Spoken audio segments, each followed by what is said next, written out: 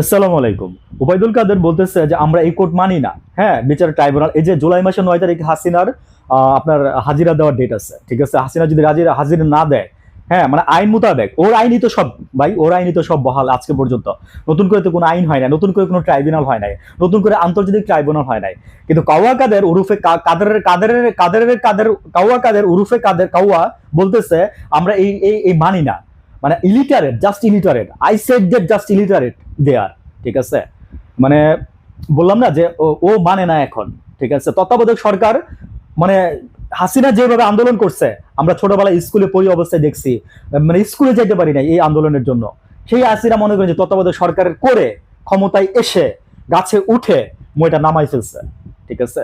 মানে এই হচ্ছে আওয়ামী লীগ, মানে জাস্ট একটা বেইমানের রক্ত প্রত্যেকটা মানুষ। আওয়ামী লীগ যারা করেন, আমি একদম মানে অনেস্টলি সেড দ্যাট যে আপনারা প্রত্যেকটা মানুষের মনে করেন বেইমানের রক্ত।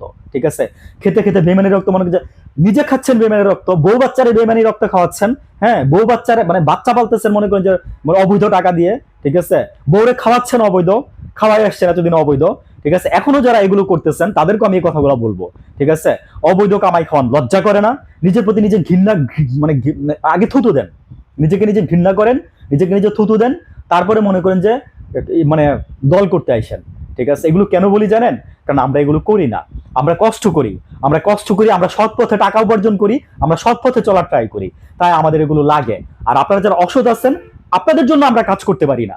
ঠিক আছে? আমার বাবা একজন সৎ কর্মকর্তা ছিলেন, আমার বাবা একজন সচিব ছিলেন, উনি যুদ্ধ করে আসছে ওনার বিরুদ্ধে, মানে মানে কোন এক চেয়ারম্যান ওনাকে মামলা দিচ্ছিল অসৎ পথে একটা কাজ করার জন্য, উনি করে নাই সেটা।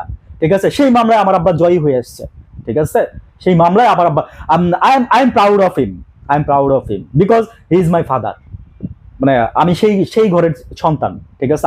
আমার শরীরে মানে সততার রক্ত আছে, আমার শরীরে মানে সৎ সৎ মানে কামাইয়ের রক্ত আছে। আমার বাপ কখনো আমারে ইয়া দিয়ে খাওয়ায় নাই। আমি কেন বলতেছি আপনারা যে আপনারা জাস্ট কোন স্বার্থের জন্য বললাম না যে আপনারা মানে মানে কিছু লোক আছে মানে জাস্ট ন্যাচারালি মূর্খ। হ্যাঁ, মানে শিক্ষিত হয়ে ন্যাচারালি মূর্খ হয়, আর কিছু লোক আছে পড়াশোনা করে নাই। ভাই, আমিও যদি আজকে 8 পাস হইতাম না, আমিও যদি আজকে ক্লাস 6 পাস হইতাম না, আমিও যদি আজকে ইন্টার পাস হইতাম না, আমিও গিয়ে মনে করেন যে আজকে মনে করেন যে রাজনীতি করতাম, আমিও গিয়ে মনে করেন যে বাইরে ধরে কাইটা মনে করেন যে কিভাবে কোটি টাকা, হাজার কোটি টাকার মালিক হবো, আমিও সেই চিন্তা করতাম। ঠিক আছে? বাংলাদেশের কালচারে সবচেয়ে বেশি প্রেক্ষাপটে এই জিনিসটা সবচেয়ে বেশি চলতেছে এখন। হ্যাঁ, মানে এই হলো কথা আর কি।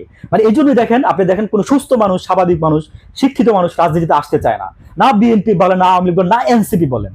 ঠিক আছে? এনসিপিতে যাই হোক 2-4 জন গেছে শিক্ষিত মানুষ, এই যে নমুনা দেখতেছেন ইদানিংকার। ঠিক আছে? ইদানিং নমুনা দেখতেছেন। এই হচ্ছে দেশের অবস্থা। ভালো থাকবেন। আসসালামু আলাইকুম।